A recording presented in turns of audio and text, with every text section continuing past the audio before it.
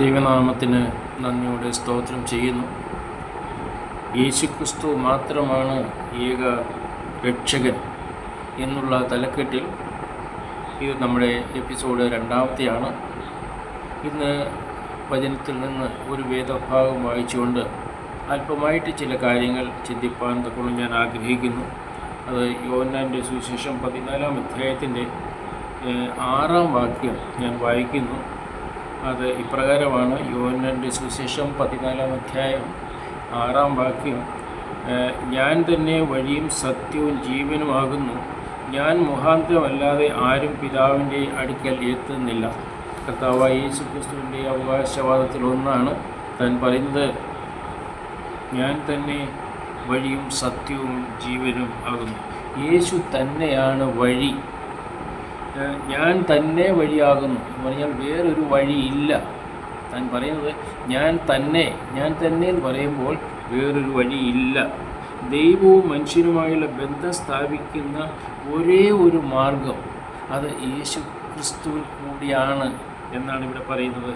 സ്വർഗസ്ഥനായ പിതാവിൻ്റെ അടുക്കൽ പോകുവാൻ, ദൈവത്തിൻ്റെ അടുക്കൽ എത്തുവാൻ തക്കവണ്ണം വേറൊരു വഴിയോ പുണ്യപ്രവൃത്തിയോ ആവശ്യമില്ല എന്നുള്ളതാണ് കർത്താവായ യേശു ക്രിസ്തു പറഞ്ഞതിൽ നിന്നും നമുക്ക് മനസ്സിലാക്കുവാൻ തക്കം കഴിയുന്നത്. അതെ, യേശു തന്നെയാണ് വഴി. പിന്നെ രണ്ടാമത് പറയുന്നത് ഞാൻ സത്യമാണ്.